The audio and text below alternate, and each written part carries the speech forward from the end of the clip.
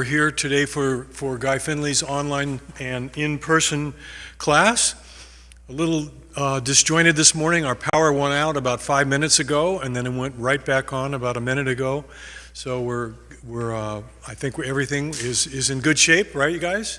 We're online and we're here. So welcome.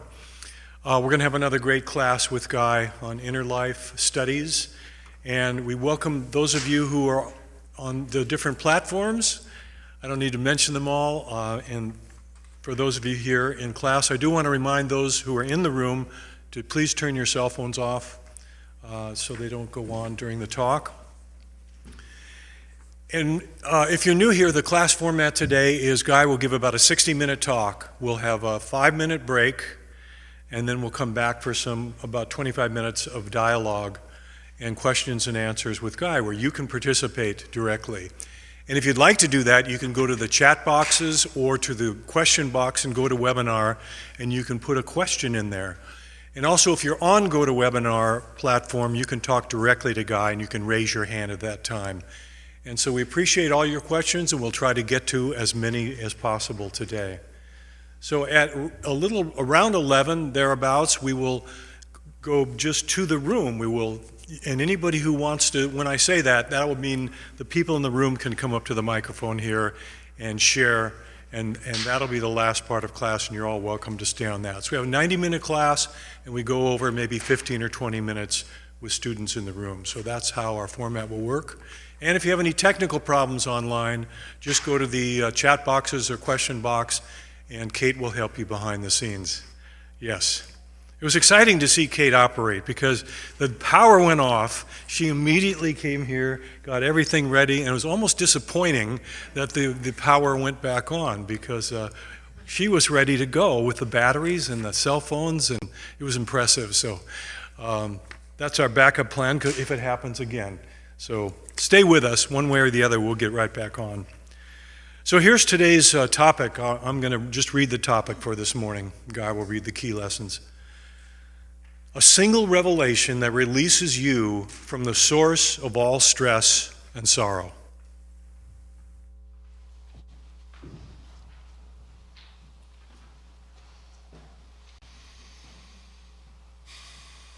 Well, it was fairly exciting for a few minutes here. A lot of scrambling going on. I'm glad that you're here in the room. I'm not sure if you look better or worse with the lights on. And of course, I'm glad that you are joining us from wherever you are in the world, whatever day or time it is. This is a good place to be if you want to understand some of the things that have been so perplexing in your life.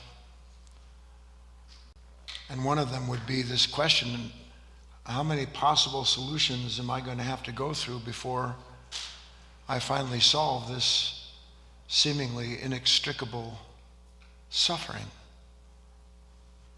Follows me around, it seems like, and I do the best I can. I'm an aspirant. I've read books. I've talked to people. I've visited shrines, whatever I've done. And the fact remains that wherever I go, somehow or other, what troubles me seems to go with me there. Yes or no? So we're going to go up and down quite a bit in this material today. I have some impressions that I want to hopefully pour into your heart so that it beats at the same pulse as the intention of the speaker as he presents these ideas, and at the same time I have some principles that I'm going to share with you, including a special writing. So just to get on the same page with everybody, and if you've never joined us before, please do pay attention closely. There is an axiom in these teachings, and everyone here knows it very well, as you'll see. I'll start the first part, you finish it. As goes my attention, so comes my experience. It's just, I can't tell you how important of an idea that is, that my experience in any given moment can't be separated from what I'm giving my attention to. as comes my experience, so comes what? So comes my sense of self. My attention lands on something, I experience that. As I experience that, my sense of self is defined by what I'm attending to. We know that when we see something beautiful in nature, my attention goes to the beauty. I experience the beauty. My sense of self is one that is filled with wonder and beauty, yes? So as goes my attention, comes my experience. As comes my experience, my sense of self. Now what happens if my attention falls onto something that I resist?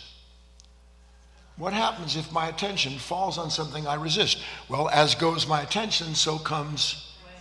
So if my attention is on something that I'm resisting, what is my sense of self? If my attention has fallen onto something that I resist, that I don't want, what is in that moment my sense of self? Anybody? It's what I don't want. But I believe what I don't want in that moment is what my attention is pointing to. Do you understand? It is impossible to tell you what is hidden inside of those few ideas that I've just illustrated for you. My attention falls on something, that's my experience. My experience is the basis of my sense of self. And if my sense of self has fallen into something that I don't want, then in that moment, I am what I don't want. I literally am what I don't want, but don't know that I am what I don't want, because all I see is the thing that I blame for the resistance. Yes or no? And when that happens, in that loop of resistance, the subsequent outcome is the killer. That those negative reactions kill all other possibilities. I know no other possibilities in those moments when I have been fallen with my attention to say, I don't want this, my sense of self is that. I can't separate the sense of self from what I'm attending to, and I'm caught up in a circle where, without having any knowledge whatsoever, my life has collapsed. This is an important word. We're going to use it several times, because I might actually talk a little bit about quantum fields in a certain way while I'm discussing this material. And don't panic if you don't know anything about quantum fields. I myself know nothing about quantum fields in terms of physics, but I can tell you that quantum fields exist, and I can also tell you that you and I live in a ceaseless quantum field we don't know that we're in, and that our experience is a result of what we collapse in that field, and from that is derived the sense of self. That's a broad statement, but I'll cover it. Now, everybody understand some of the opening? Yes or no? So, Emerson wrote something a long time ago. I've loosely translated part of it, and then I'm going to expand upon it. He said, divinity is our birthright. Then he went on to say, Job nods to Job, but most people, ignorant as we are, have no idea who Job is. So really, it's been translated, divinity is our birthright. God nods to God from behind each of us. God nods to God from behind each of us. Whether you understand that or not, I haven't time to explain it to you, but it means that here I am looking at you. I don't know that my experience of you can't be separated from my awareness, and that this awareness is a common field, and it's illuminated or not. And in that moment, what I'm experiencing, I think is you, different than me, but that's not really what I'm experiencing at all. What I'm experiencing is us.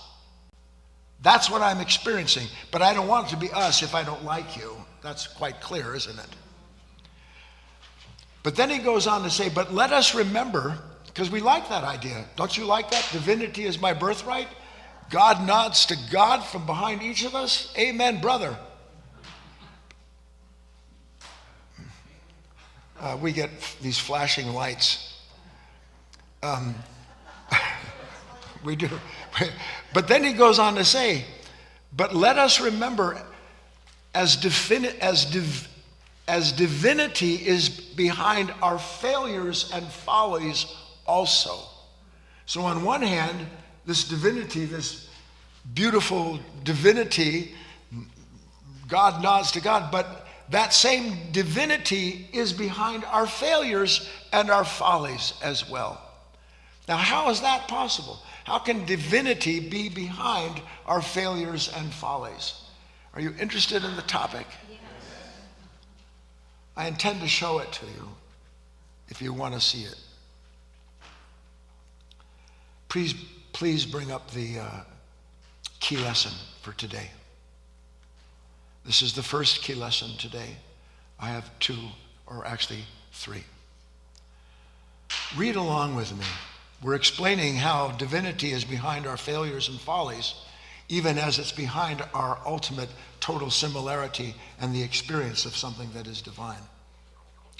Anytime the mind makes a package out of some unwanted moment, wrapping its reaction to it in familiar troubled thoughts and negative feelings, it does so at the cost of exchanging a priceless gift it's been given in favor of giving itself another painful experience of itself that it doesn't know it's created for itself. Isn't that the last thing you think when you're in pain over a problem with someone or some circumstance, something from your past? Isn't the last thing that ever occurs to you is that somehow this moment and my experience of it is self-created? Isn't that the last thing that ever occurs? See, it must become the first thing, and not with judgment, because some of us are instantaneously judging ourselves for these moments. But it must become the first thing, that my mind makes a package out of an unwanted moment. What does it mean that my mind makes a package out of the unwanted moment? Hasn't it ever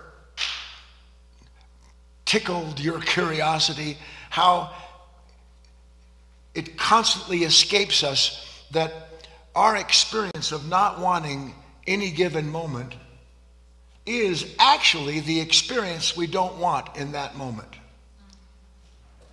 My experience of not wanting, I went through it, my experience of not wanting any given moment is my experience of the moment I don't want. It seems to me that my experience of the unwanted moment is because of the moment I don't want, yes or no? But the actual cause of the experience of the moment I don't want is that there's something in me not wanting it, and my mind has made a package out of that moment. It has put it all together in a wrapping of very familiar thoughts and feelings, all connected to my past and my memories, all of the associations that trail along that troubled line of thinking. And the minute that my mind goes to that thought, I experience that thought and that consciousness. It is not really I that I experience in that moment, but it is a consciousness that becomes I, as all of that content is coalesced into a single thought or feeling that my full attention goes on. And as my full attention goes on, what happens? Without knowing it, I am literally made a captive of an unconscious kingdom. I'm brought into a world of unseen associations, of corresponding content from similar experiences in the past. And as I'm dragged into that, first by giving my attention to it, it becomes a kind of gravity. And the whole of my identity sinks into that state. And the more I sink into that state, the more I stink from the consciousness that has produced that resistance and the summary experience of myself as someone who what? Who doesn't want the very thing that I am now complicit with entering into.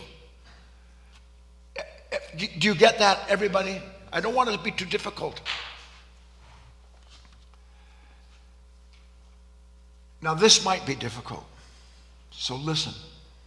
And then try to see it. It does no good for you to listen to the speaker and think to yourself, oh, that's good, I like that. You must be able to correlate what it is that I'm describing to you with some form or fashion of things that you have seen or understood about yourself in moments where you're filled with negativity, okay? There is no such thing as a moment in time until it is collapsed into a thought.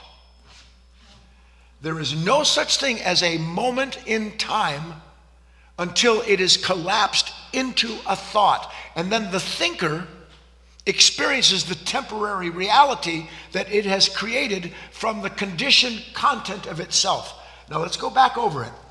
There's no such thing as a moment in time until it's collapsed into thought. Have you ever noticed how for the most part your life just kind of, forgive me, kind of drifts along somewhat dully? Dully? Dully. Hello, dully. Somewhat dully. Yes or no? And then, boom! Why did she say that? Why is this world this way? What am I going to do about that? Yes or no? And in that moment, this stream of unconsciousness that is connected to a stream of life, by the way, otherwise that wouldn't continue itself. That stream of unconsciousness, suddenly something seizes some content in that unconscious nature. Something triggers an association that corresponds to that event, usually connected to our environment or culture or our own personality. Boom, just like that. Now what happens? My mind formulates a thought about that event because it wants to understand the disturbance that it just experienced. Yes? In the moment that the mind seizes on that image, that thought, based on its reaction to that disturbance, then that moment becomes a moment in time. That thought becomes a moment in time. The moment doesn't exist as it is until the thinker is there, having coalesced these possibilities into a single condition that it recognizes and therefore knows what to do with. See it? Please let the implications of that fall upon you. Because it means if there's no such thing as a moment, are most of our moments joyous and bubbly and happy moments? Or are most of our moments in one way or another a sudden, what, yes or no? So that moment doesn't exist in time until the time nature, the thinker, seizes on the content of itself that it uses to interpret and define that disturbance it's experienced. I can't say this any more clearly than I'm saying it. So the thinker and the thought becomes the experience and the experiencer of that moment. And all of that is due to an unseen relationship that this consciousness has with the field from out of which it comes, and that it generates, and that it collapses all of the possibilities in that moment into a singularity, into a single identity. And that single identity, that thought, collapses all possibilities in this quantum field of all that the collapse of that is instantaneous captivity, because it means, what are my possibilities when I'm negative? What are my possibilities when I'm negative? They're binary, aren't they? Fight or flight. That's the end of my possibilities. Now I can define the fight or the flight in 1,000 different ways, as this consciousness does, because then it seems like the consciousness has choices in that moment. But the choices in that moment of the collapse into that field are an illusion, which is why we never get anywhere or accomplish anything through all of the choices this consciousness makes in those moments. Everybody? This temporary sense of I, and can you see it?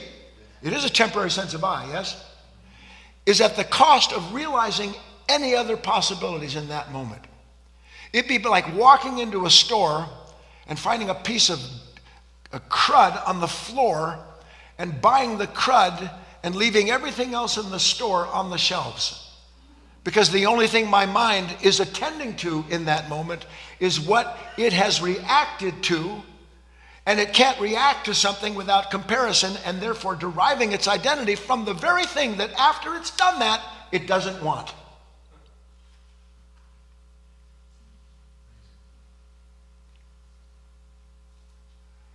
It's breathtaking in its negation. It's breathtaking in the power of negation, of a mind being able to see, as I'm describing to you, that I'm driving in my car, I don't have a problem. And then I hear on the news, I get a phone call or somebody cuts me off. And all of the possibilities, which my mind has been sort of just floating through, seizing on this moment, a little identity here, a little identity there, little, oh, I like that, I don't like that. Just a multitude, a legion of eyes popping up as I drive down the street. And if you really knew that, boy, would you drive more aware than you do, because everybody's like that.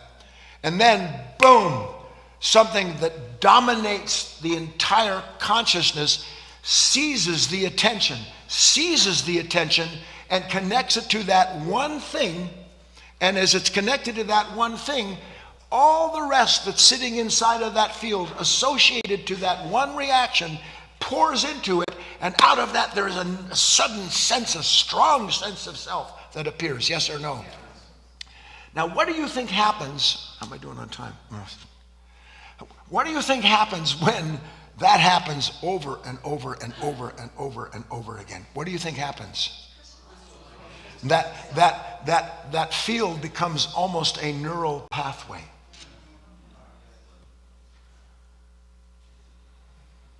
So that it takes less and less to trigger, in quotes, that consciousness and its experience into a coalesced, very familiar sense of self that God help you if you suggest to somebody that it's not real.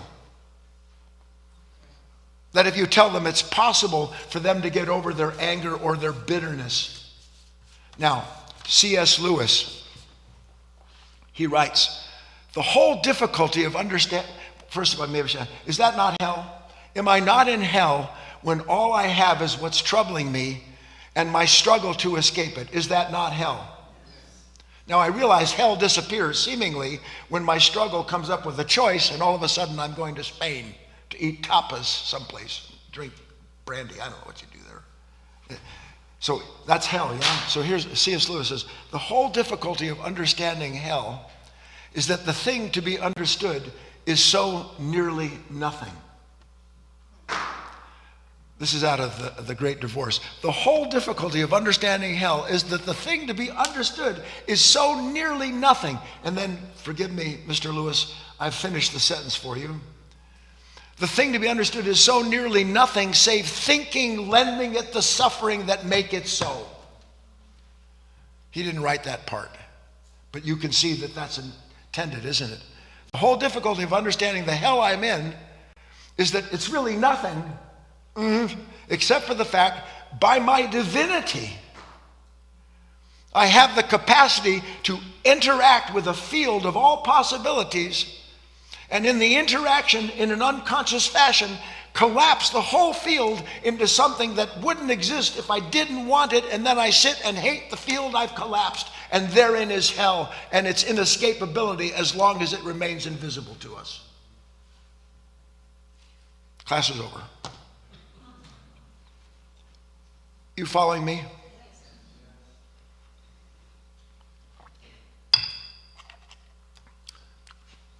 So here's my mind on drugs. Here's my mind, and its favorite thing to do, because of the sense of self that corresponds to its unconscious activity, its favorite thing to do, and I'm using special words here, you'll see why in a moment, is to take all the possibilities in that moment and shape it into something to come.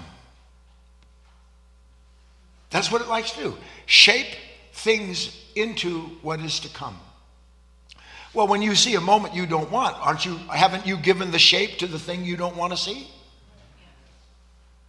And when you're sitting there hating the thing that this consciousness, not you, you're responsible for it. And when this consciousness creates the shape of things to come, and then it says, oh my God, I can't stand what's coming, it's actually looking at what? It's looking at an image of itself. Where does it get the shape of things to come from other than its own memory? So when I look at the shape of things to come that this consciousness creates, and I believe the shape of things to come is completely different than the consciousness that imagined it, in that moment I go, oh no, look what's coming. And I'm actually looking at a moment that my mind has shaped and then told me holds all of these negative possibilities because it's drawing on the content of its past.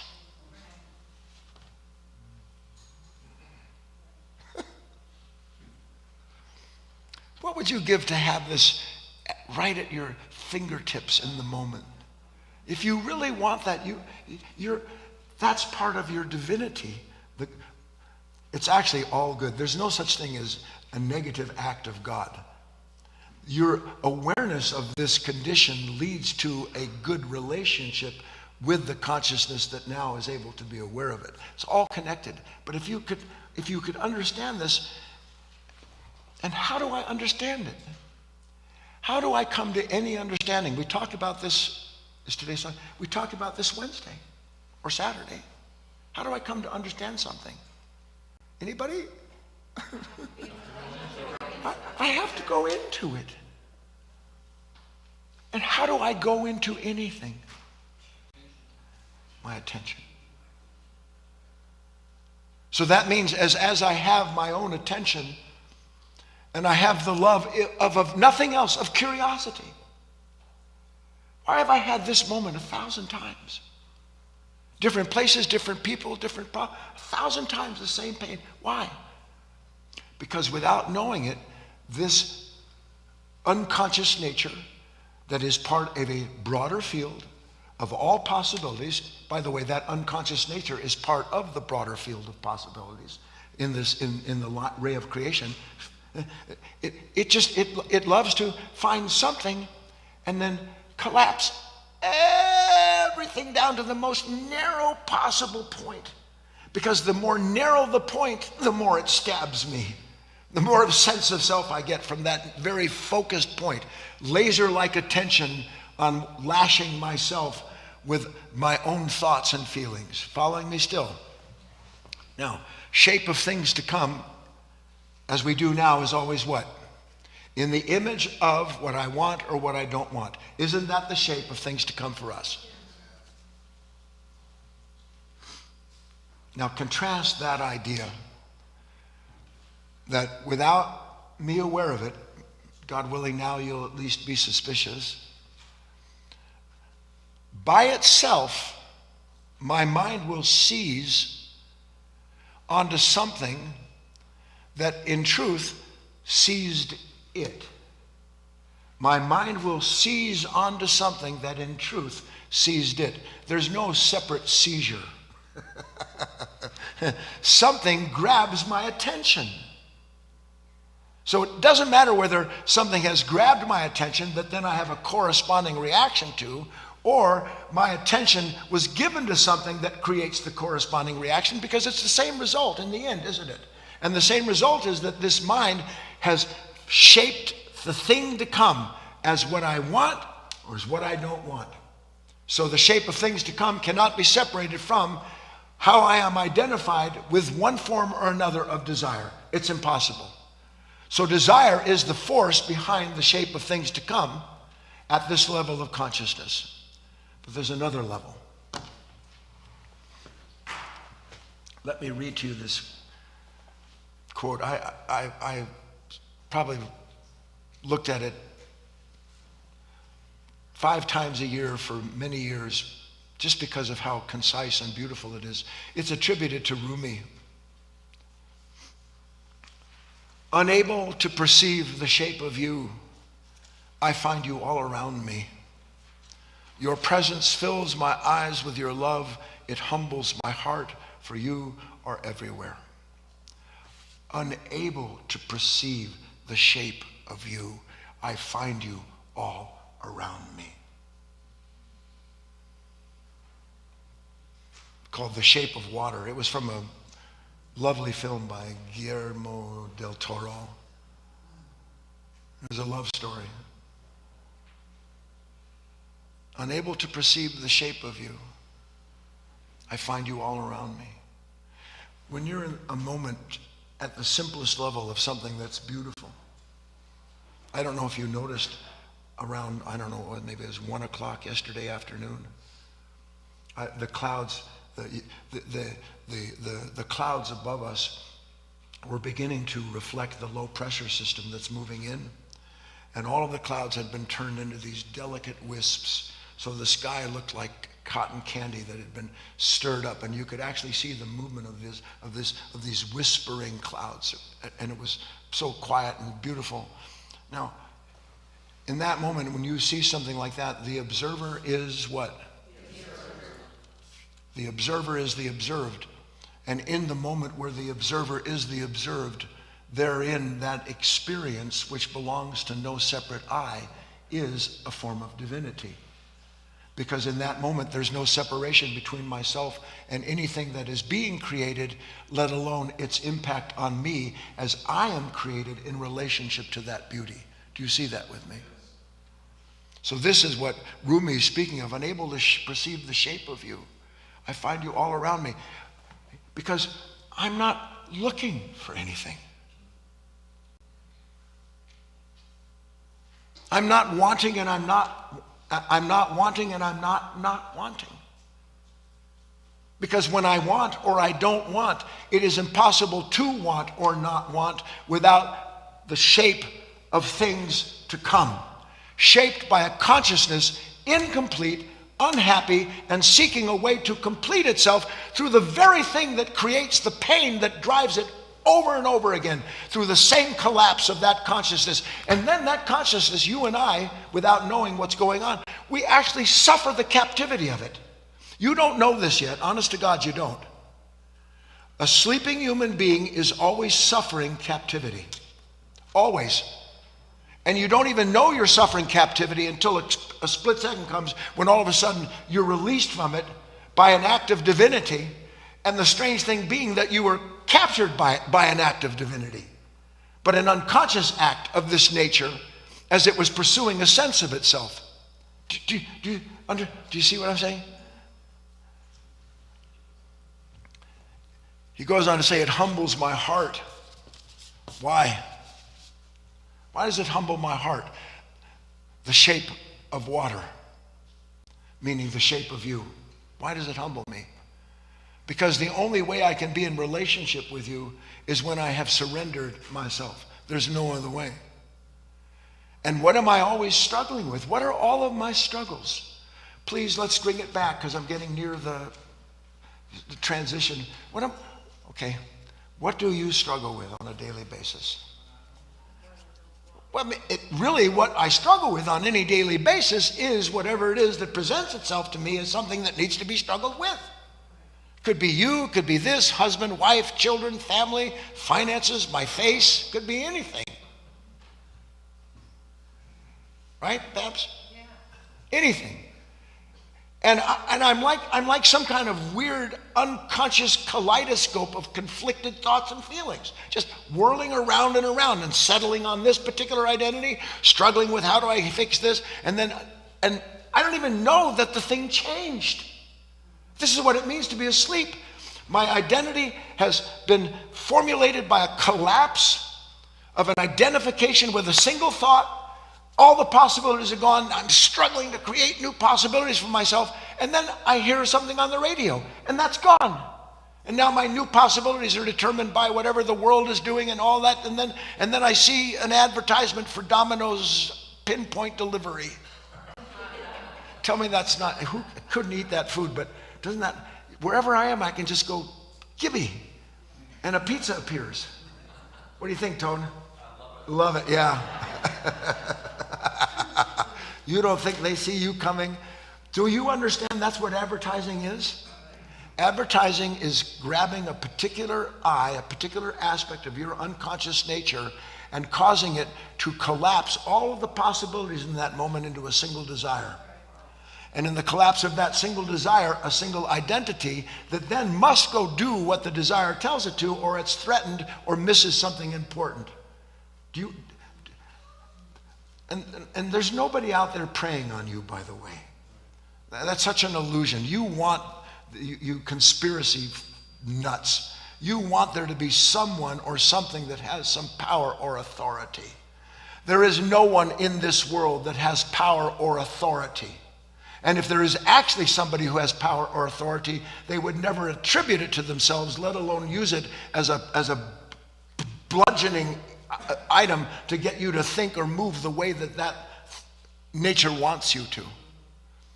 And don't think for a split second that your religious leaders and your political leaders are not under the power of these principalities that are forever producing in them and correspondingly in some strange wave as it moves out through media, a corresponding identity that becomes then national or global. And then you have wars because people are identified with whatever it is that suddenly gave them that sense of self, when that sense of self was a collapse, not an expansion into something humanitarian or beautiful or compassion, an absolute collapse into a single identity so dependent on the conditions that produced it that it will kill anything that gets in the way or that threatens it.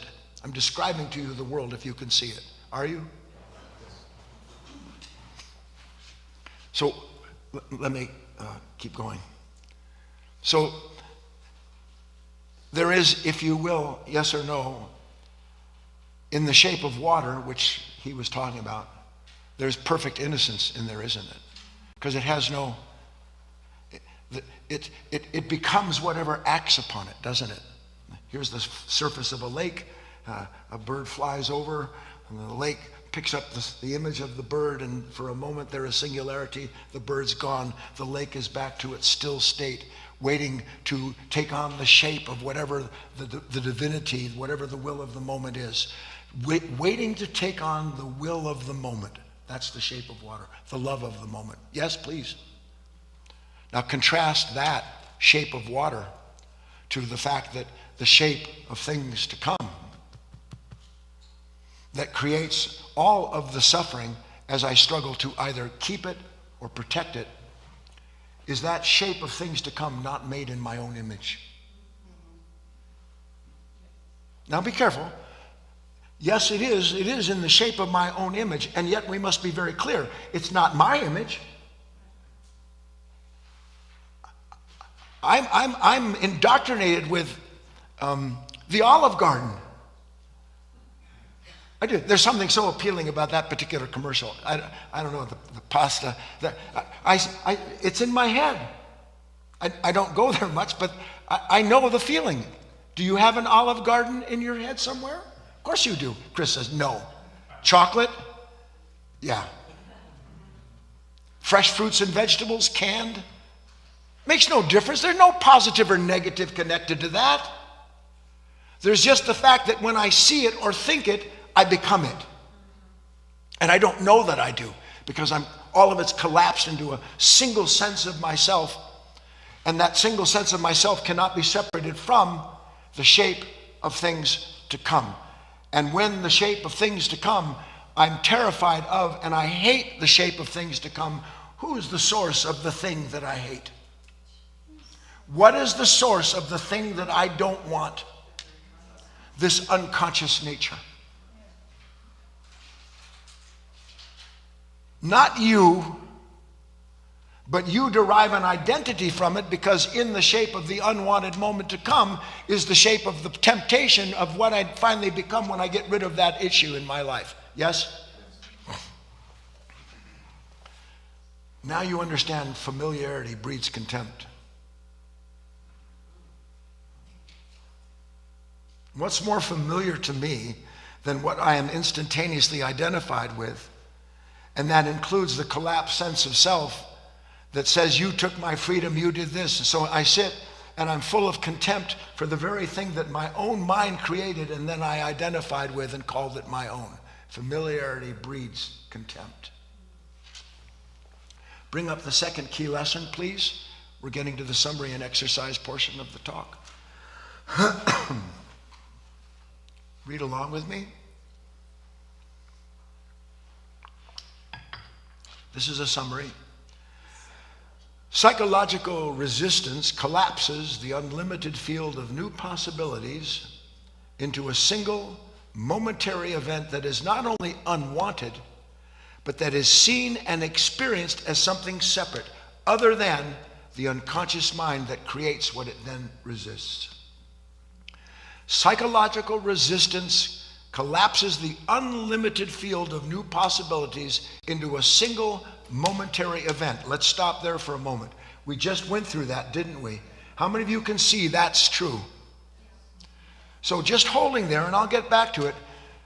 Here I am, and I'm so troubled by my past. He did this thing to me. She said that. I did this horrible thing. They did these terrible things. Never forget, the world says. Do you know what really it means, never forget? It means always keep collapsed in that consciousness, the enmity that you will feel anytime something similar occurs. And when it occurs, it never dawns on you that you're complicit in its reincarnation. Instead, you find someone or something outside of you to blame for the shape of the thing to come that wouldn't exist if it weren't being kept inside of a mind asleep to itself and revisiting itself every opportunity it gets. What do you think the media is? You should be shocked. You should never watch the news and think to yourself, oh, this is the news. What you're watching is people glorifying violence and suffering and pain so that they can raise their ratings as they promise you results that will conclude the problem. And there's never been one conclusive solution to any problem on this planet, let alone through the news, because the problem on this planet is personal. It begins with an unconscious nature that makes the world in the shape of itself. Important to see. What do you think? Let's go on. Psychological resistance collapses the unlimited field of new possibilities into a single momentary event. That's what we just did. That is not only not wanted, but that's seen and experienced as something separate other than the unconscious mind that creates what it resists. When you sit and you despise some religious or some philosophical or group of people, you have hatred towards whoever it is. When you sit and have hatred towards them, do you know what it is that you have hatred toward in that moment? You have hatred towards a single conditioned thought that has collapsed every last possibility and person into a single dark lump. And the lump is made of that dead brain stuff that forever revisits the content of itself so it can bring the sense of itself back to life and be one more time alive with its enmity and its anger and its righteousness. That's what happens. That's what the mind is always doing. And who, by the way, is always paying the cost of that? We are. This world is.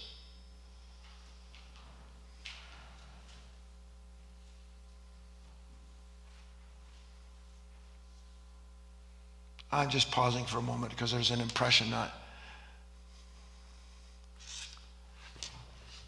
What's the shape of this world? What has shaped this world? What has shaped this world? This consciousness. Not the consciousness in the year 2023, not the consciousness in the year 1223, not the consciousness in the year 23, not the consciousness BC 2023. This consciousness has shaped the world. The world is in the image of this consciousness. Think for a minute. What could this world be shaped in the image of? And why isn't it? If you and I know that there is an indwelling divinity, a love that can't be corrupted, an experience where the observer and the observed cannot be divided up into want and not want, and that the whole of that nature, because of its singularity, is nothing but compassion because it can't act against itself and always knows when there is some pain around it. Think what that world could be like if human beings, for even a little moment, understood that this world is shaped in the image that this nature has made, and that this nature has made a monster out of the world because this nature is monstrous in its own inability to see itself. people starving all over the world, men and women dropping bombs on each other, hate filtering out like some kind of strange dark vine, twisting everything up into it and carrying it away into some abyss. That's the world that this consciousness has created. And you and I are not apart from that. But we are created to see our part in it. That's what the truth is. That's why Christ said, blessed are those who mourn. Blessed are the meek. Blessed are the poor in spirit. Because those individuals in that first aspect of those true beatitudes begins to wake up and see this. Every moment of fear that I sit and try to figure out how to escape that fear, I have dropped into a world of a collapsed field, and my consciousness is a captive of that field. And that field, because of its associations, is telling me how I escape and protect myself from that fear. So I'm actually living in the world that produces the fear and then hoping that world will show me my way out of it. Breathe, Debbie.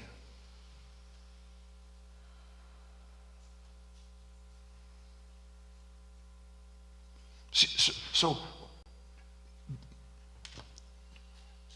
do you see this much?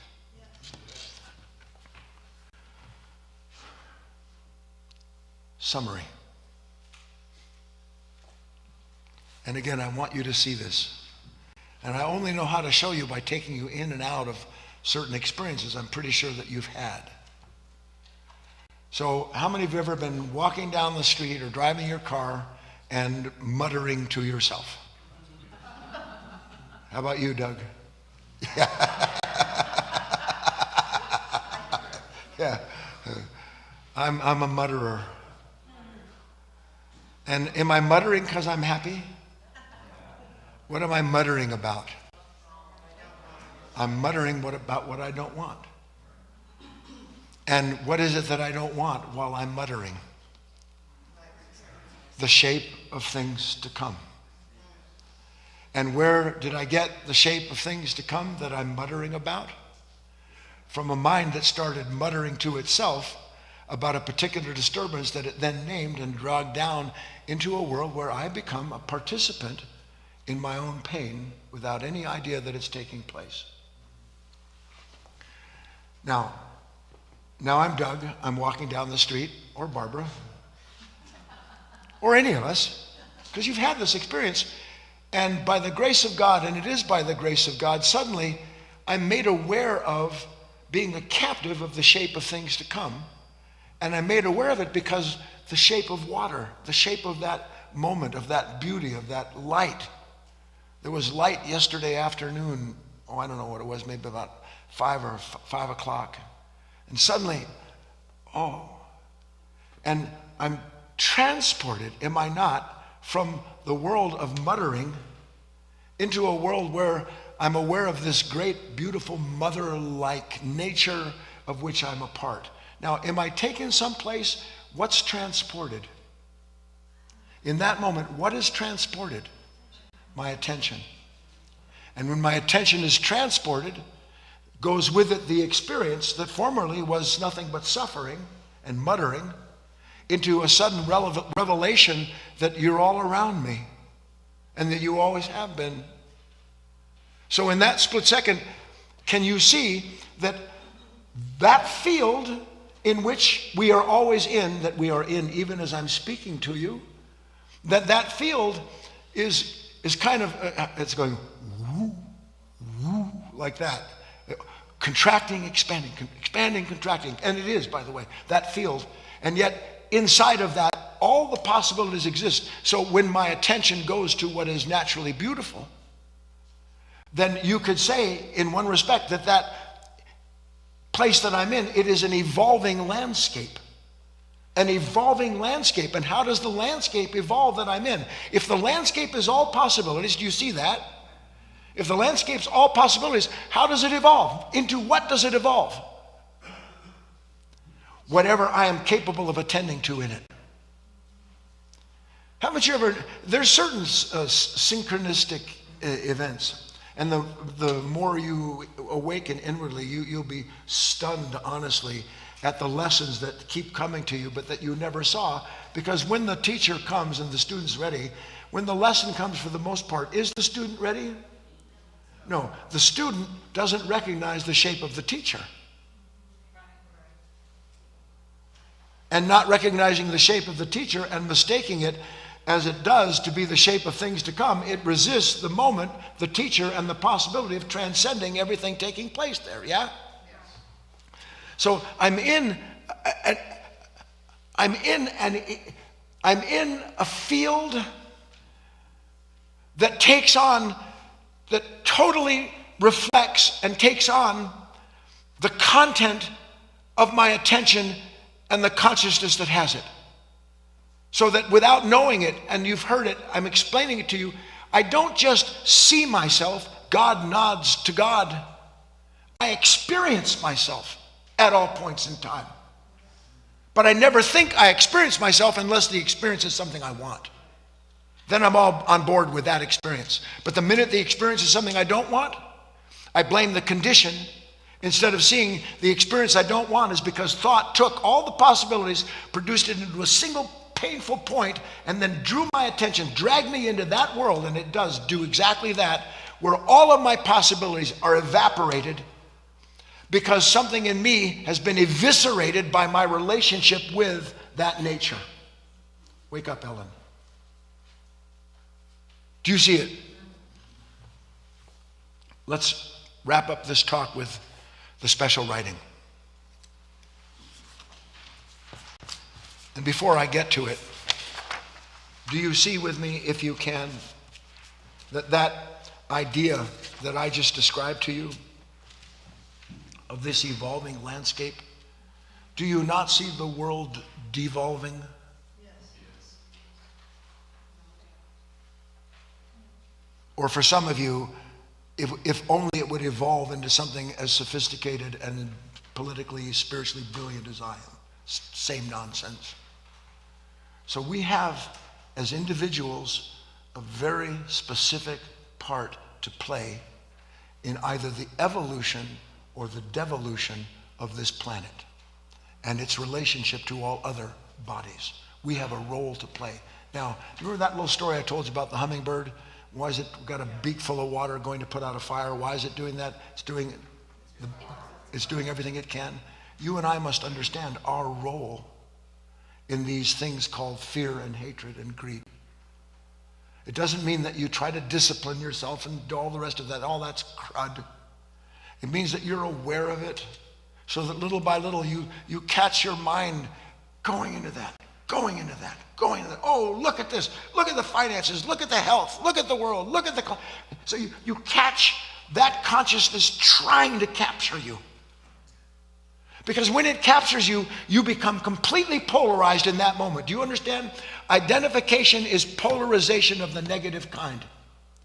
Identification is polarization of the negative kind. Why? Because anything I'm identified with, I'm against anything that isn't part of my identity. I'm polarized.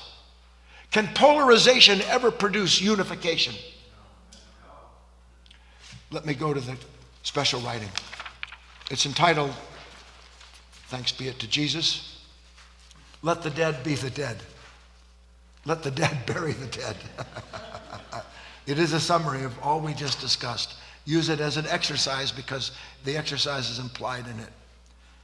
There is nothing in the past over which to suffer, and no impulse to do so without first having been tempted and then deceived into revisiting and then resisting the pain of some old memory. Not only did Christ teach this same truthful idea, but for those with ears to hear, he also passed along a secret instruction. He said, and these are my words, if you wish to bring an end to this useless form of suffering, let the dead bury the dead. What is the useless form of suffering other than the dead resurrecting itself to give it a momentary sense of self through that collapsed field? So let the dead bury the dead means what? When my mind is grabbed by a disturbance and it's pointing to a single person or a problem or a place as the source of the pain, then what does let the dead bury the dead mean? I'm going to let that thing come, and I'm going to let that thing go. And I'm going to remain aware of the totality of the field of the possibilities. And I know you don't understand this yet.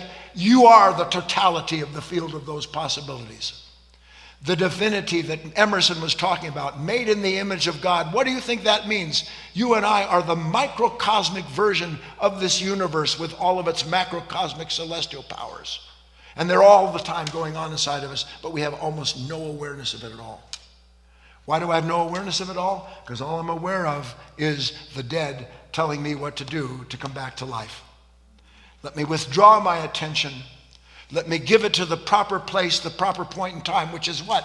It's not any one thing in the field, is it? It's the shape of water.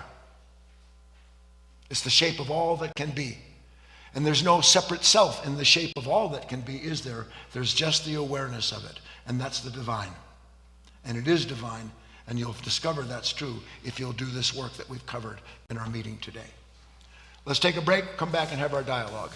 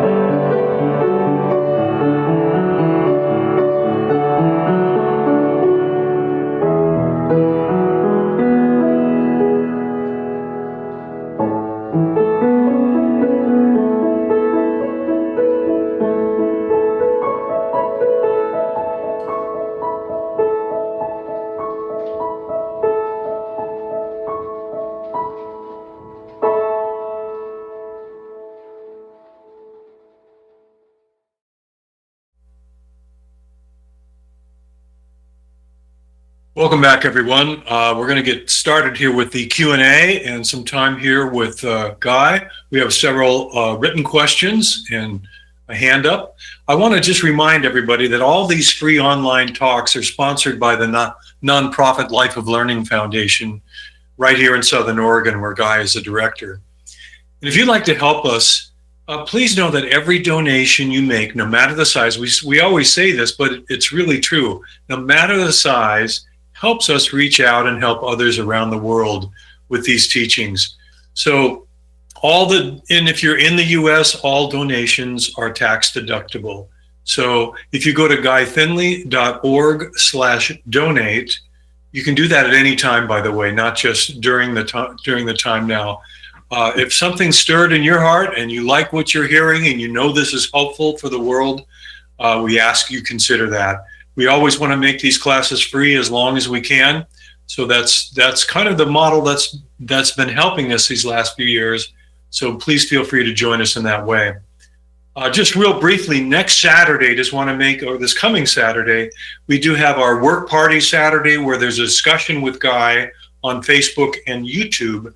And that's this coming Saturday at 1:30. We do that once a month. And you also, if you would like to come here, that would be a good weekend to come here as well. That's this coming weekend. What is it, the 29th or 28th, somewhere in there, October 28th. So feel free, you're always welcome to come here on any weekend and be part of the atmosphere of these talks. So we're going to go ahead and get started. Guy, we'll bring Guy on. And do you have anything you'd like to share before we get started, Guy? Well, actually, I've been hearing something.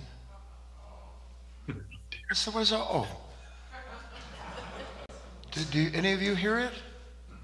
I think I hear it. You hear that? Happy birthday to you. Happy birthday to you, Dana. Happy birthday, dear Dana. Happy birthday to you. Now, most of you don't know that we have a special birthday wish when someone has a birthday, and Dana's going to come up and tell us just a little bit about something, and then we'll make a wish for her. She said, my wish was you didn't do that.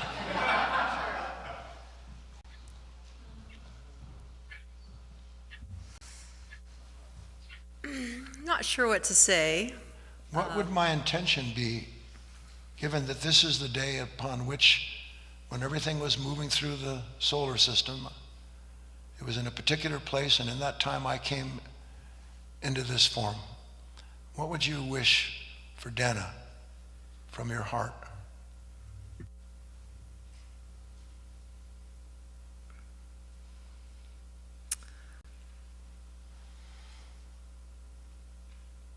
I think that my wish for Dana is that she would fully be Dana, but with God nodding to God through her from this talk. That would be my wish, to be used in the proper way, but to live fully, not to be stopped. Yeah. Don't let the dead in me bury what's alive in me. That would be my wish. We shall make that wish with you and for ourselves as well. Happy birthday, Dana. Thank you. No, I'm wishing to get off the stage. And your wish is my command.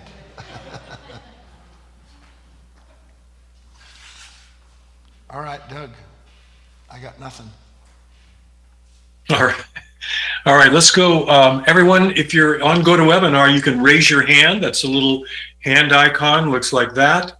And come into the queue. We have one hand up there now, but feel free at any time to raise your hand if you'd like to speak with Guy. We'll start first with Joni.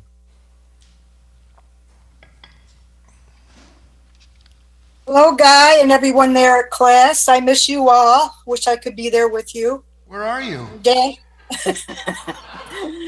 I don't know. I'm trying to figure that out. I want Dana to know I sang happy birthday along with everybody else, and I wish her the best. And okay, so Guy, when you mentioned the Olive Garden and that we all have our Olive Garden, Uh-oh. it explained to me why I eat something I shouldn't eat. Like potato chips or sweets. I picture that taste in my mind, and then this, like you said in the key lesson, Yes. this unconscious mind created this, and then it resisted it, and it tortures me. I suffer if I don't eat it, and I suffer if I do eat it. And if I understand it correctly, I lose all other possibilities in those moments unless I come awake to it. Yes, Joni, because there's no question, otherwise you wouldn't have the reaction to the food that you do that isn't good for you. There's no question that when any of us eat foods that we know aren't good for us, not that we're going to become some kind of an aesthetic, like using a cat of nines on our back. That's ludicrous. When I eat these foods, I get sick. I suffer when I eat these foods. But you said something incorrect. And you said, but I suffer when I don't eat them. No, what you suffer when you don't eat them is the possibility of being aware of the compulsion. And in the heightened awareness of this compulsive nature, the possibility of weaning the body off of its habitual need for those foods. The body actually becomes addicted to its own allergies. It actually becomes addicted to what it doesn't want. It's an extraordinary thing. So as you wean yourself from that addiction, you are gradually released to some extent of the addiction to that food. Now it comes back just as everything does in waves. But the clearer you see something, the freer you are, and the more likely you are to recognize in that moment something wants to collapse the whole of my life into a Lay's wrinkle into a potato chip.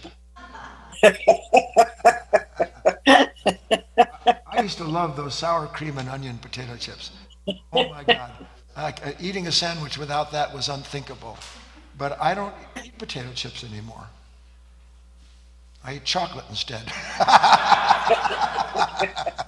I eat chocolate with my turkey sandwich. No.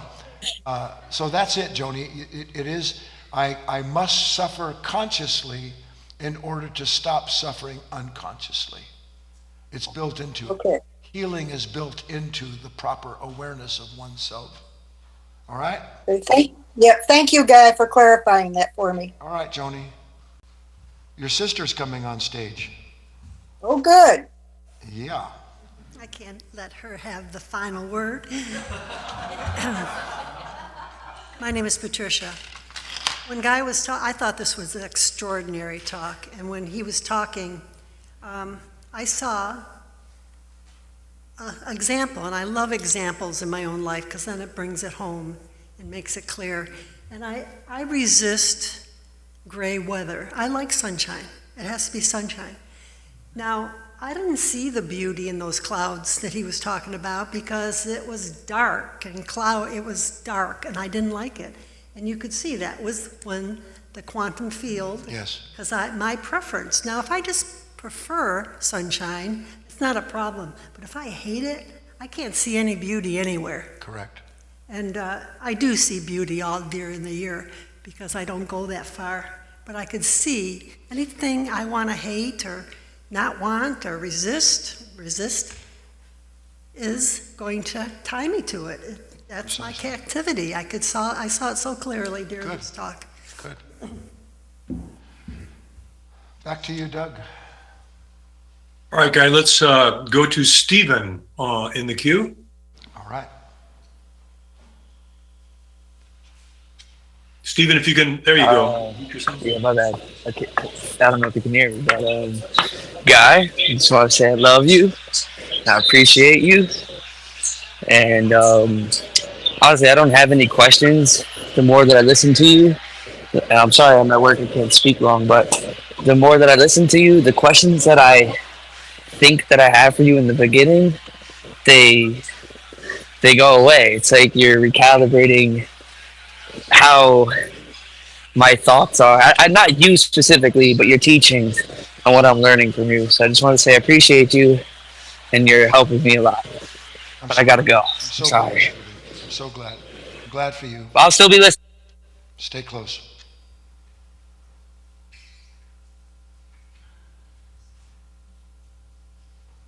Do you need to unmute yourself, Doug?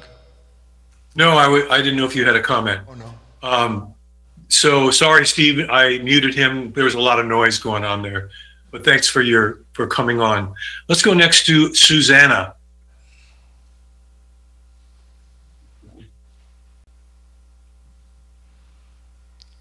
Are you there? Susanna, you'll need to unmute yourself. Click on the hand icon. Not the hand icon, my fault, the microphone, the red microphone. I think you know how to do this.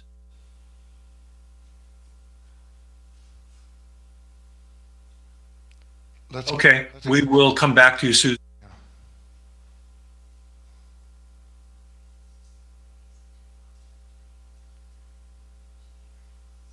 You're muted.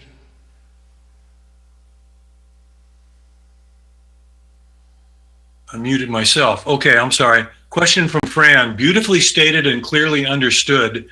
The consciousness that inspires also captures. The only way to be free is to understand and recognize this truth. Relax into the moment and be open to the flow through each moment that opens up to a deeper awareness. Is this accurate? I like it.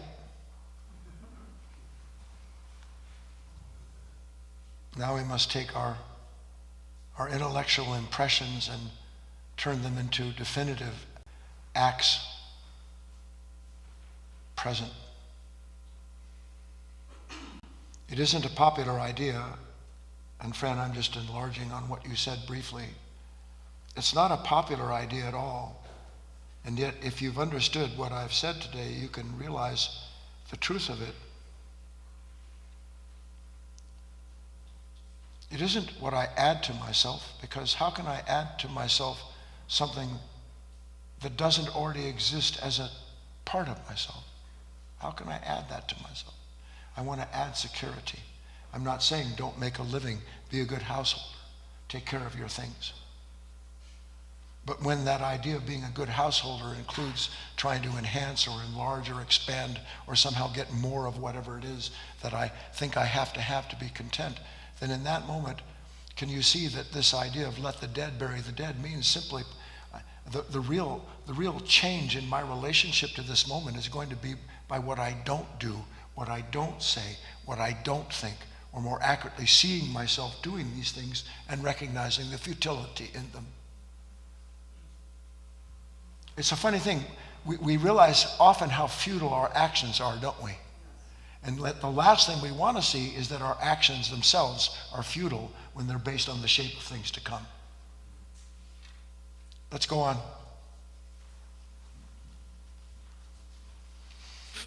Here's a question from Mary, Guy. She says, hello, Guy. Every now and then there is a disturbance that brings out a reaction in me. This disturbance brings on physiological reactions such as heart pacing, intense feelings, and so on. Then I bring myself to the present.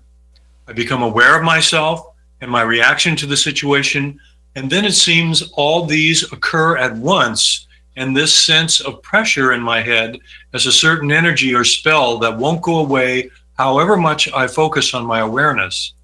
I then end up reacting to my own reaction, which I'd rather not have expressed, although it was perfect for the moment. I then forgive myself. And meanwhile, the pressure won't go away. How am I best to deal with this when all the awareness won't help and this energy leaves when it wants unexpectedly? I'm glad for your question, Mary, because it's indicative of you doing some work. You're starting to explore some of this unexamined territory inherent in your reactions and relationships with others. So first things first, Mary, what you call the awareness that won't help isn't awareness. Awareness isn't trying to help you. And awareness doesn't have resistance in it, if nothing else. There's no resistance in awareness. Mr. Howard used to say, throw a bucket of black paint in the air, and what happens to the air? What happens? Nothing. Why? They have totally different natures. I like the image of a lighthouse. There's stormy waves, crashing light and water and all that. And all that just passes right through the light, doesn't it? So, Mary, it's not awareness that has this feeling of being stuck. It's resistance. And even more importantly, Mary, and I know you're close to this now, try to understand, because it starts exactly right. There's this disturbance, brings a reaction, brings on this, my heart pacing, intense feelings, and then I bring myself into the present moment. Just stay there. Don't look for the shape of things to come because you have taken an action that you believe is going to free you. It's an illusion that you need to be freed. Because the problem you're trying to escape doesn't exist without thought having collapsed that moment into some form of captivity and its corresponding sense of self. Don't, this is what's so hard. Here I am, and I know what it sounds like. I just pull my hair out. Look what happened to me. Don't try to be free. What are you, nuts? What do you mean? It's already done. Not done for me.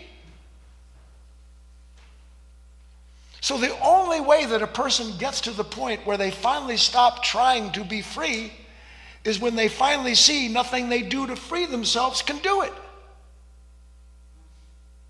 Then the thing that was collapsed, the haunted house, it collapses in on itself. See, we create the haunted house that we live in without knowing it.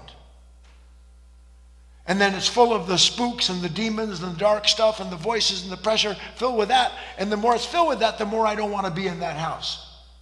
And the smaller the house becomes and the smaller the choices.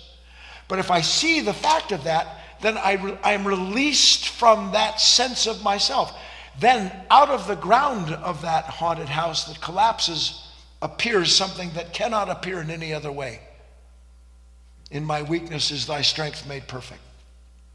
It just happens, and you're there to see it. Lastly, Mary, because you're dealing with some good things now. I don't know if you know Western Christian scripture, Western scripture, but it's certainly not isolated to, if you will, the Christian ethic. A certain idea that Christ stated. He said, you cannot put new wine into old skins. Cannot put new wine into old skins. Now what that's referring to is that as I work and do the best I can to remain present to myself, everything that wants to pull me into that familiar sense of self doesn't stop doing it just because I know better than to go with it. And at some point there's a yield to the temptation, the resistance returns, and the cycle begins again. And I have to go through that innumerable times before it finally starts to dawn on me that I can either consciously suffer this moment and the consciousness that's creating it, or I will suffer unconsciously for the rest of my existence, believing that somehow or other I actually want to be free of this pain when this I has produced the pain that I'm suffering from. So that you can't put new wine. The body itself, Mary, actually has to be tempered. Not just the soul. The body itself has to be tempered. Has to be able to sustain. That's why I always talk about this idea of keep the seat buckle on, stay in the oven. The body has to be able to sustain the tension that is produced when the opposites aren't released through an unconscious action. The mind, the heart, the body has to be able to sustain the tension that creates when these opposites appear. Right now, our tension is released immediately. Boom, I'm here, I'm there, I'm gone, I'm this, I'm that. Boom. Thought, identifying with thought releases the tension that was intended to reveal that nature. If that stays in place with my awareness alone, then it grows. And I'm not used to that. I can't bear it.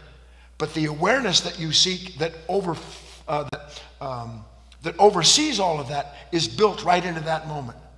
So it takes time to be able to bear psychologically, physically, the experience of being reborn.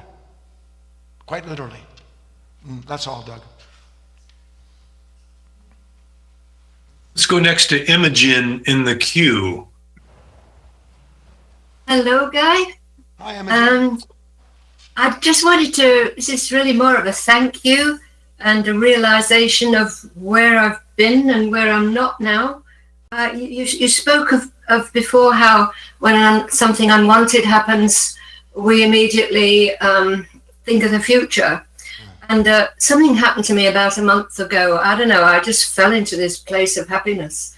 And then I realized when you were talking, well, I don't even think the future's going to be happy. I mean, the future's it's irrelevant. It's just, I'm sorry. I mean, it's so funny to think back of what I did then. So anyway, thank you. Okay. Nice to hear from you, Imogen. Basically, she was saying that she had an experience that corroborates what we just talked about. And bless her soul, she was laughing at herself, as we must learn to do, for being so identified with something that was actually created, and that she was a captive of her own thoughts, her own reactions. Good, Imogen. Okay, Doug. All right, Guy, here's a question, written question from Juan. He says, hello, Guy. Hi, Juan. Thank you very much for your teaching. The divinity that resides in us and passes through the sleep consciousness is the very power that creates the reality experienced. And so the only way out is being conscious and directing our attention to that divinity silently. There is no way to rearrange the sleep consciousness. It will continue finding wants and don't wants. Is this somewhat to the point? Very much so, Juan. Very much so. Deeper now. Deeper now. Deeper now. There's a saying, I don't know where it came from. Only the Tao can modify the Tao. Only the Tao can modify the Tao. Only what is can modify itself. We sit outside that trying to modify the experience of the divine life based on our assumption of what heaven is. And when it doesn't turn out to be the heaven imagined, everything collapses into hell. And then the divinity becomes, instead of divine, it becomes a hellish experience of a moment that could be developing us. Do you see that? David's up at the mic. Hi everyone, my name is David. What you were just saying then about the physical body needing to be tethered, was that the word you used? Tempered, to be able to withstand. Yeah. I wonder whether that relates to an experience that David has been experiencing in his body for about 13 years now, whereby if he is still and allows, and the attention falls into his body completely, he will start convulsing.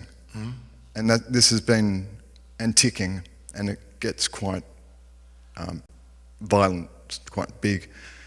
So I wonder if that maybe...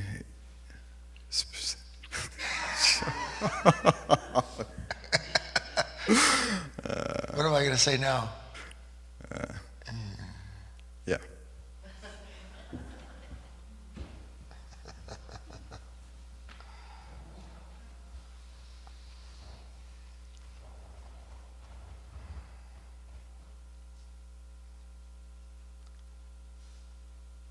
I'm so hungry for corroboration.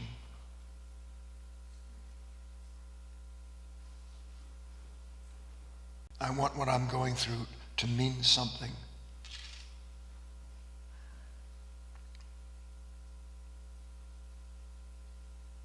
You have to give up all such meaning, every shred of it. The shape of water has no meaning. Its meaning appears and disappears given what passes through it. I know the hunger. Everybody has it. Not everybody has particular experiences. Maybe the body goes through these kriyas, who knows? Energy passes through certain systems, system reacts. I could write a whole book on all the mystical stuff that happens, and none of it means a thing if I'm not here. If I'm there thinking about it or wondering what this means, or worse, starting to go into imagination when I sit down, anticipating the thing that validates me. Even though I don't want it or it frightens me, it's still there. It's still something that's a substance in this self. It's got to go. And it'll go. You're well enough along the way that you can start to understand some of these things, David. But get rid of it. Make a Mandela out of every last one of those special moments in your life. Doesn't mean that they're not perfect and pure in that exact moment. Do you understand? That you'd give up your whole life for just if I could spend my life in that field, that open field. What is that passage from Rumi? There's a place somewhere, I'll meet you there. What do you think he's talking about? But there's no David in that field. There's no Guy in that field. There's just that field. It's pure. It's there, it's not. It's there, it's not. It's there, it's not. It's there, it's not. And one day you understand when it's not there, it's there. On we go.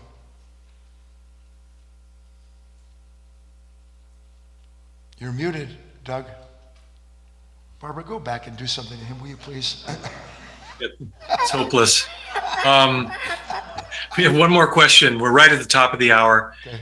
And this is from Chris on YouTube. And she says, I always get stuck on what am I actually supposed to be doing right now? Then I think, well, you should have planned for now before now arrived. Okay. Well, then plan for the next now so you don't feel bad about how you do now.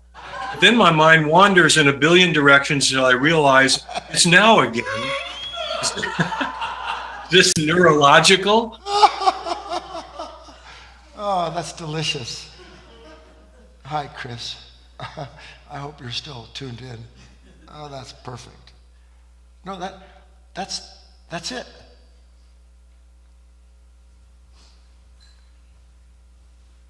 How many times will I, Chris,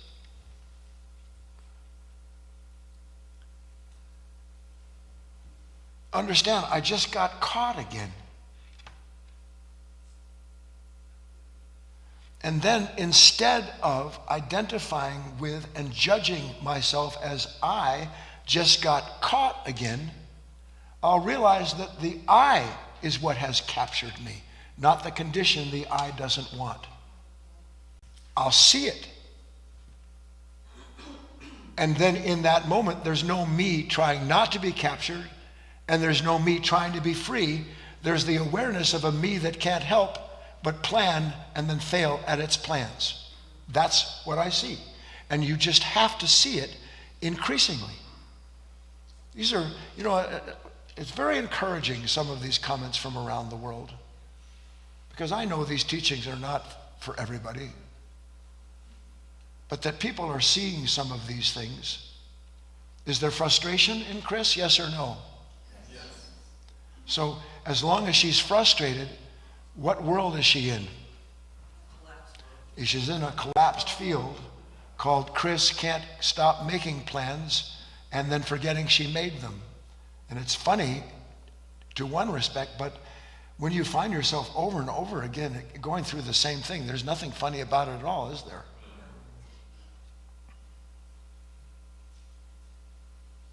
Yeah, Chris, Juan, all of you, Mary, good comments. There's a word that is incredibly powerful and important to me, and it's been the basis of so much of my interior work and ultimately the discoveries, the realizations that have come out of it. You can have no realization without patience.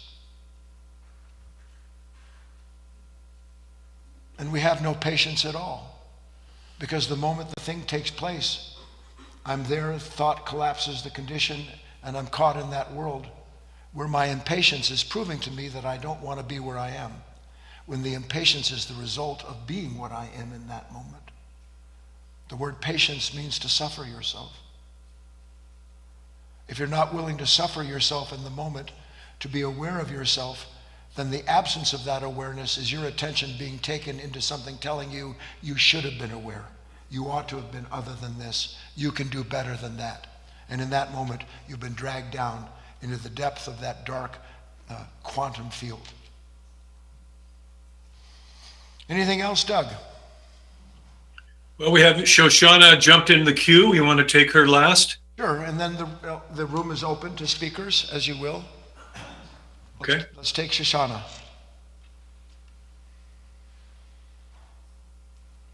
Shoshana, you want to, there you go. Good afternoon, everyone. Hello, Guy. Shoshana. I just wanted to take a moment to say how perfect the timing was. This week, I was able to catch the moment and the awareness, but really didn't know what to do with it. And today, you always give me such amazing visual metaphors. And I saw so clearly the tempering of, what did I say, right? What not to do with this awareness. Yes. What do not identify with it. But I still did not know what to do. And today you gave me this so beautiful visual of glass being blown, the shape of glass being blown and the heat it must endure, Yes. or ceramics in the kiln. And it is so beautiful because I just need to know, like raku, the pottery, we do not know what is on the other side of that heat, and should just sit there and just let it get hot as hell. So thank you. I just love it. I'm so happy with that. So thank you, and love to you and everyone at the foundation. Okay. I'm happy to hear from you, Shoshana, and yeah.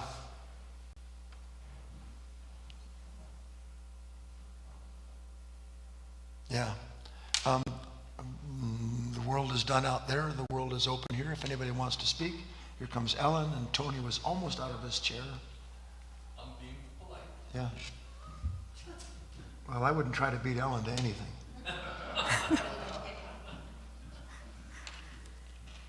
Hello, I'm Ellen. This was such a humbling talk, and the what you said that just really went through me was when you said we live in the world that has been shaped by this consciousness, and yet there's another consciousness that could be shaping the world. Yes. Wow.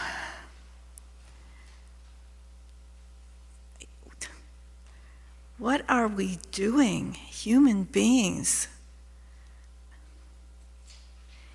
It's all self-love. Guy talked about self-love in several talks recently, and I think that's all connected to this. You know, who do we think we are?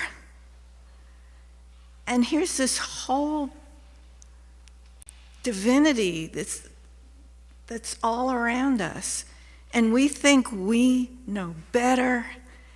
And even though we're in horrible pain, we think we're going to fix it ourselves.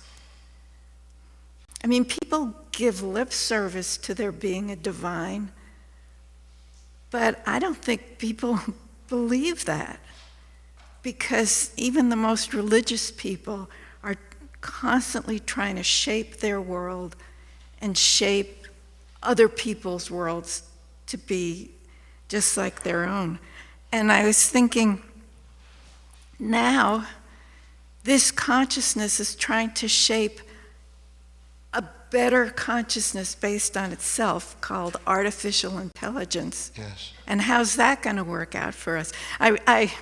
You remember that movie Multiplicity, where they kept making copies and each copy was a reduced version? That's what it's all coming to.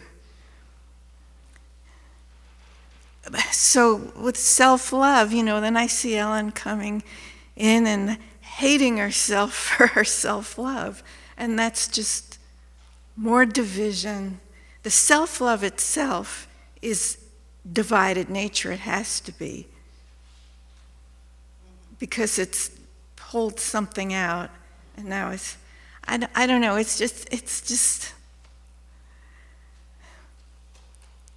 Good. I can't say exactly what I'm seeing and feeling, but I can see how corrupt this nature is, and even if she hates herself for being corrupt, that's just adding to it. Right. And so there just has to be somehow a letting go that can only come from seeing, not from anything she does, but from the seeing that invites something else to come in.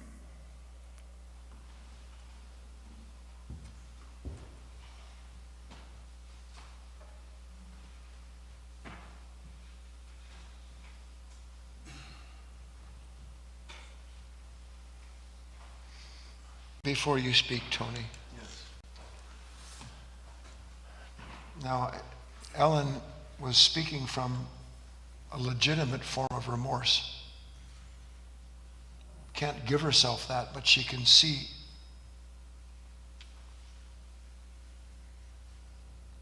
And I have these feelings, all this energy is stirred in me. And for a brief shining moment, I can see how the world could have indeed been a shiny place, a true kingdom in the kingdom. Instead, it's a collapsed,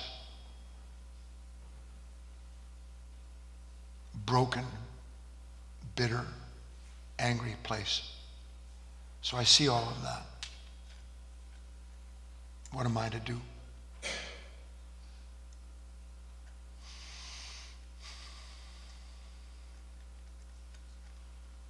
Someone has to be the first.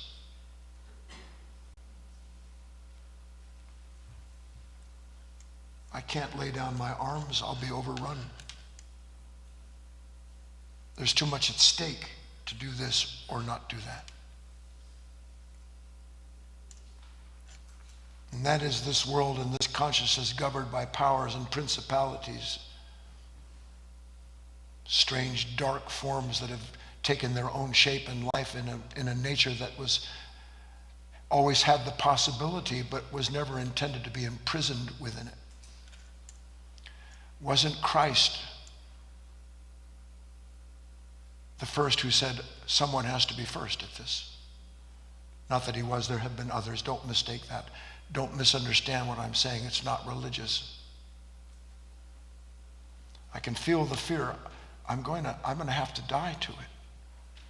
I can't act from it. I can't say I to it again. I can't follow what it says. I can't do what it instructs. I can't. And then maybe, as you've heard and you'll know from yourself, there I am in the desert of that moment, and I'm tempted, and I swallow it. And I do it again, and then I'm captured, thought captured and collapses into self-judgment. Then I'm down in that world again. But by the grace of God, that light recirculates, or more accurately, I'm continually brought into and through it, and I begin to see, and I have more and more opportunity to be the first to lay myself down. Don't wonder whether or not you laying yourself down for the sake of what you know is true has any impact at all. That's this unconscious nature that believes it's something special. Just see the need for it and answer the need.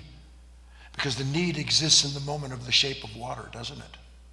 And it's only there for that split second, and then it's gone. It'll come back because it's imperative and infinite. But to understand that gives you what your work is in any given moment. Everybody understand that?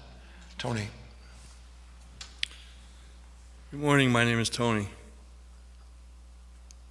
It's always kind of surprising to see how even some of the situations that occur here in this room before Guy speaks dovetail so correctly into the talk.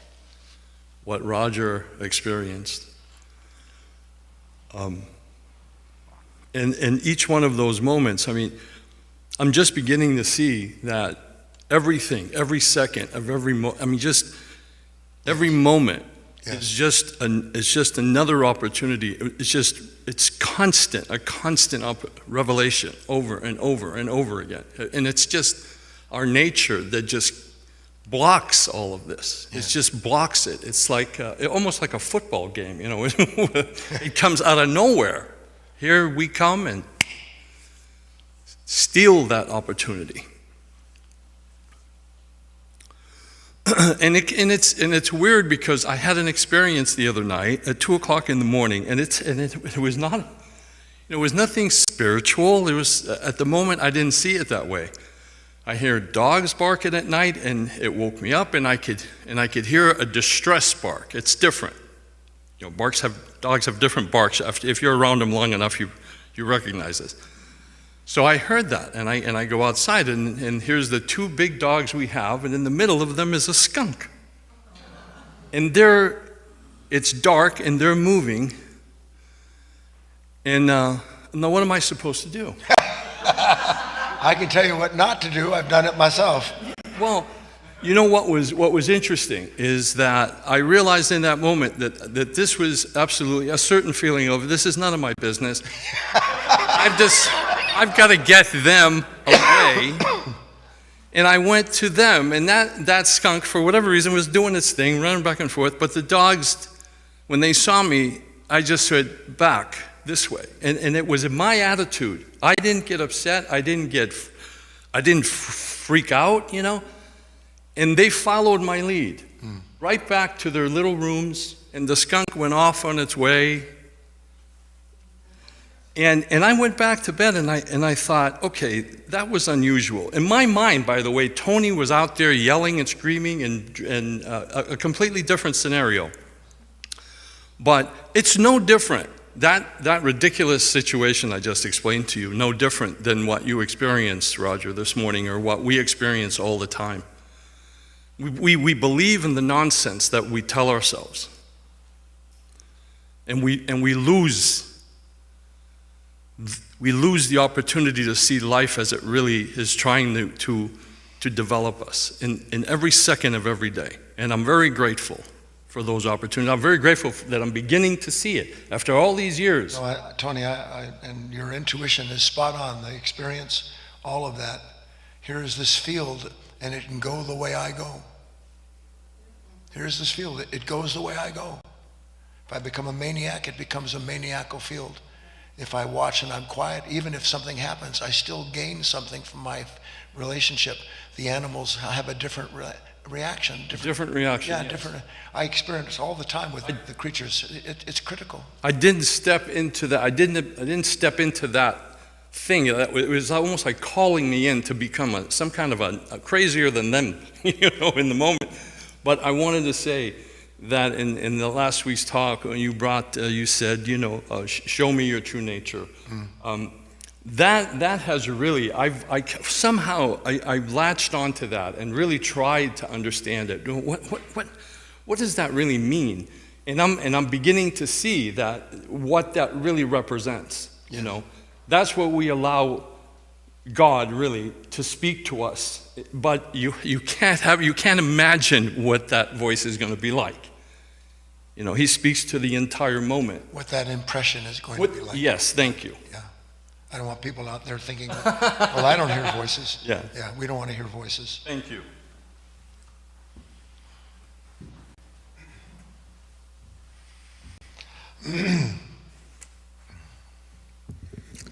Good morning, my name is Eric. At the break, I heard Guy say a couple times just the word act, and I don't even know who he was talking to or why. But what immediately came to mind for me was revelation, and that to act is revelation. Yes. Whether or not Eric does good or falls flat on his face. It doesn't matter. The point is the revelation of whatever is, whatever happens in that moment. And it's not even just for the person who acts. It has like this ripple effect. Correct. Outward, and affects even those around, in the immediate vicinity. I'm going to go ahead with this. This is Shakespeare. 420 years ago, he said something that happens to us thousands of times a day, and that went perfectly with this talk. Here it is. To expostulate what majesty should be, what duty is, why day is day, night, night, and time is time, were nothing but to waste night, day, and time. And I was going to read this before class, and I was disappointed that I didn't get to because of the power outage, but it might be better now. But anyway, I saw this happened the other day. I was just looking, it was just a small moment, saw leaves fall, and I noticed a thought say, I noticed that. Like it's trying to take credit for even awareness.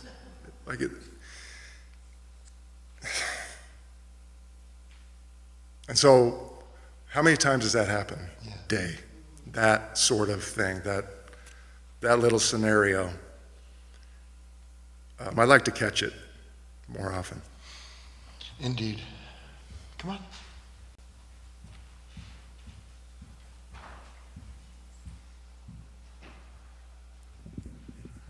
Hi everyone, my name is Sally.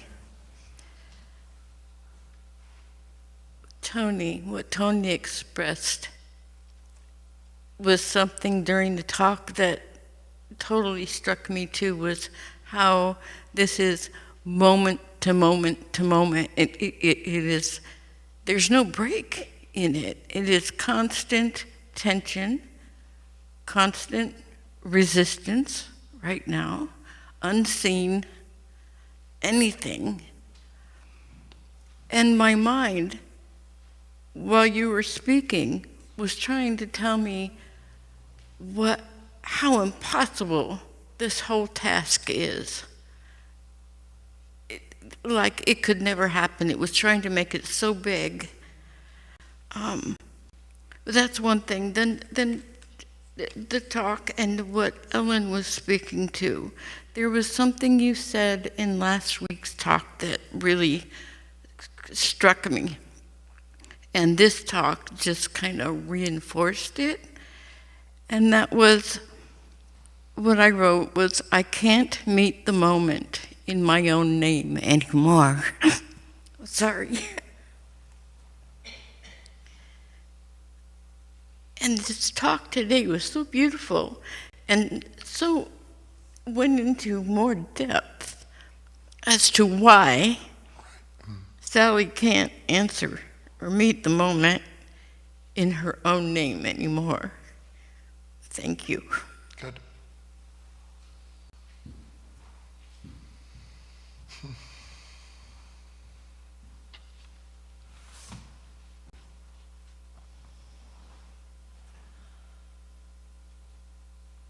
Do your level best. Nothing less. Let the dead bury the dead.